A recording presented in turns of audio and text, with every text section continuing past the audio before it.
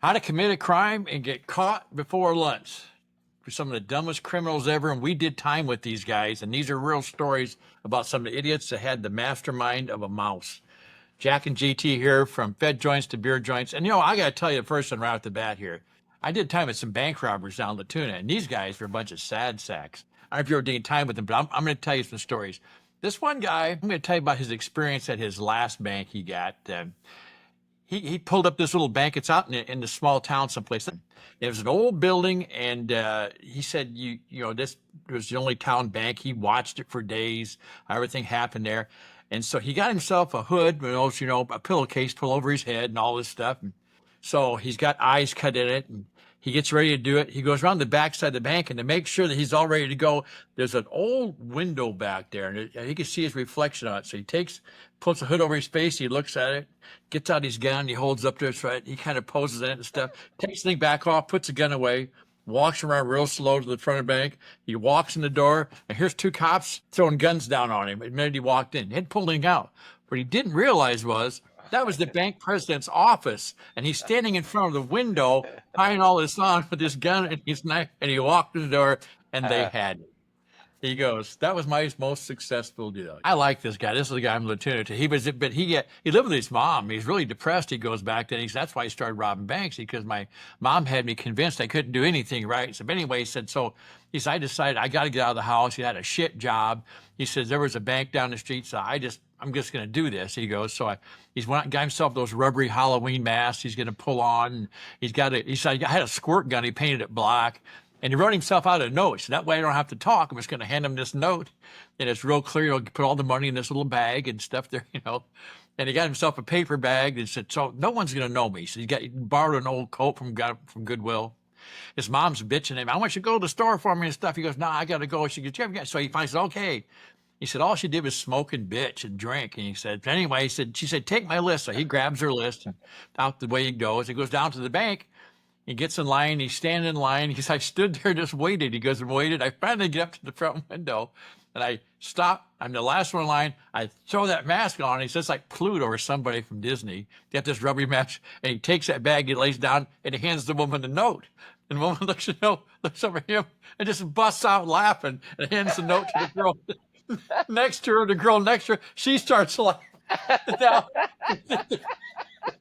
And now the bank guy comes up, and he goes, I didn't know what to do. He said, I just stood there. Then he said, the girl goes, we can't help you with this. He looked down, and the note said it was his mom's grocery list. It said two packs of Camels, a 6-pack of Budweiser, and 3 cans of 9 Lives. Fuck up. Shut up. Are you kidding me? No. And he had the stupid mask on. Yeah, he had the mask.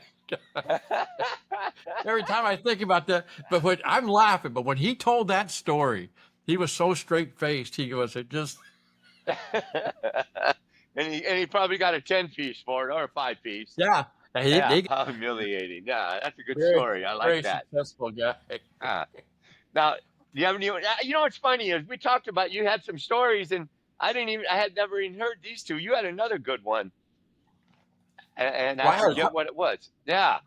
Mine were all with the bank robbers. I was kind of thinking about today, because the other night I was thinking about, I don't know what spur that came on my mind, but these guys, every one of the bank robbers I met was kind of a sad guy, and the guys that got caught, it was so dumb.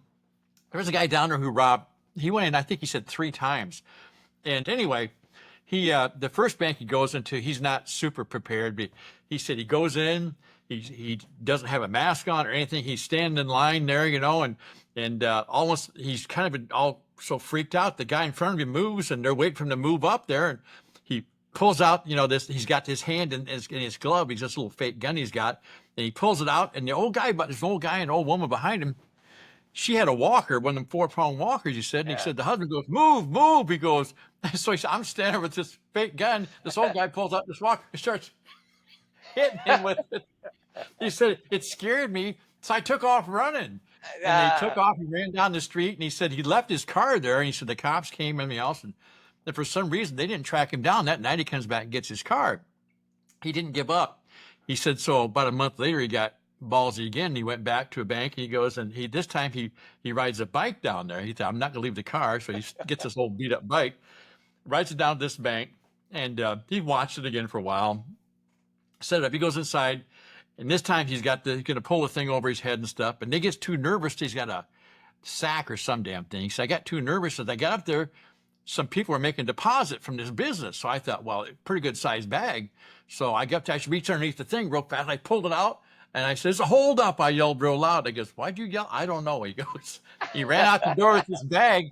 He gets out there and somebody stole his bike. He's running down the street carrying this bag. And this guy goes, he said, you need a ride? And he goes, well, yeah. So he jumps in the back car of this guy. And the guy says, what the hell you do? Rob that bank? And he goes, are you going to turn me in? And he said, no. He said, I'm jumped in the car with this guy who looks like some kind of a drug dealer. He goes, so this guy says, well, give me whatever money you got. Give me some money for a ride. So he opens a bag up. He says, there's $37 in it.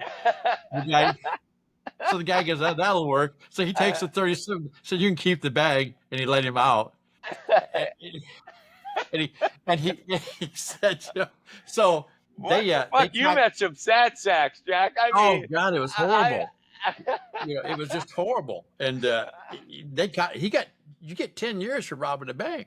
Well, you get 5 years for a note, and if you use a fake gun, it automatically goes to 10.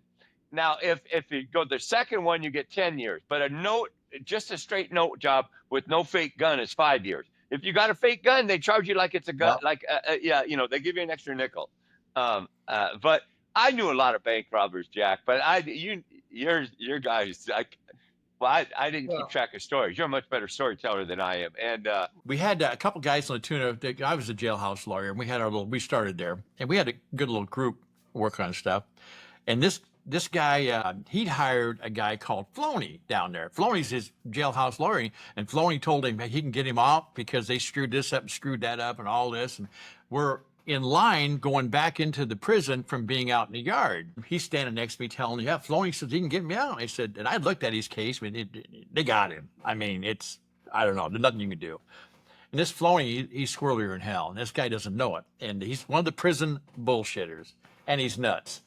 And I said, so Floney is your attorney? He goes, yeah. I said, just a minute. I said, Floney, come here. And he's standing up there and he came back. And I said, Floney, didn't you used to be a contractor building houses? Yeah. I said, did you ever tell your client about that time you were on the third floor of your house standing on that plywood and the wind came up? Oh, yeah. He goes, I should have told you about that. I'm standing on this big sheet of plywood and the top of my house and the wind came up and blew me off the roof. And I'm riding this plywood around like this, going down like that, flying around the house.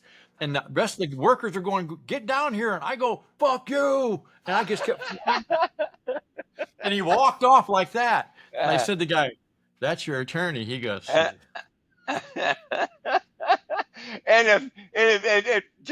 got to clarify, I know I'm not supposed to, but you get in prison and guys tell such fantastical lies because you can be anything you want in prison. You can tell any story and unless it concerns something you can prove in prison, you can be anything. And so it sounds fantastic what he's telling you, but there's guys who have stories that are so amazing. You know they're bullshit, but you can't help. You got to listen to them because they're so crazy. Yeah, they are. I mean, and then you got guys who are just really legitimately crazy. We had a guy, and he was in La Tuna, and he was he was going around telling people how to not pay taxes forever. And he was one of these geniuses. And Wesley Snipes was one of his clients. And he wasn't his attorney. Wesley Snipes' attorney might have been in prison too. And I don't know what all happened. Wesley did 2 or 3 years in the camp or something.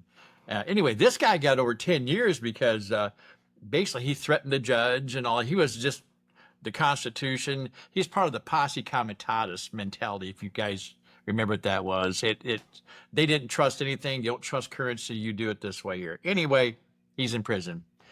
And one day he comes up around in the yard there and so he says, "Bo, I'm really down today." He says, and this guy's about 60 years old. He goes, I said, "What's the problem, man?" He goes, "Oh, it's my kids, they're living back at home." And I called my wife. He goes, and they just won't listen to anything I tell them. I know a lot about health. He goes, "I know about health. And I want them to stay healthy, and I'm really disappointed." I said, "What happened?" He says, "Well, my wife says they won't drink their urine." And I said, "They won't what?" He goes, "They just refuse to drink their urine." And she says, "They've got to the point now they won't even pee in one of our jars that we keep for this. They go on the toilet." And George Jung is sitting there, and the guy walked off. George goes, "Hard to top that one." I said, Well, but but we there were guys. absolutely, Go ahead. the guy, his theory was you drink your own urine and something helps you. He tried to explain it to me, but I couldn't get past the idea they kept jars in their cupboard, pissing in it, and I guess sit around the dinner table at night, and drink up. What?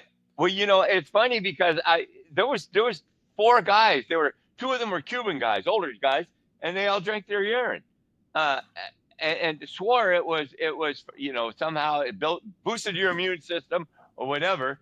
But we used to laugh about it, but they were serious. They were like they weren't joking guys. But it was kind of funny. Yeah, no, there's no doubt about it. Anyway, that's some of the crazy people in prison. You got anything Yeah, you want to say? yeah. Oh, there you go. Nah, just have a beer down here in Riverside at the Brew Crew, and come in and get a Prison Break product. And thanks for watching. Please subscribe. We're supposed to just say that early in the video, but Jack always forgets. Uh, anyways, that's about it, Jack. Everybody, give us a thumbs up, subscribe, tell us what you think. We'll be back next week. We are going to talk about some skinheads next week. I had somebody ask about that. We're going to do that. That's some more stuff on gays, more just from just crazy inmates. Just have a good time. It's Jack and GT here from Fed Joints, the Beer Joints. Talk to you soon.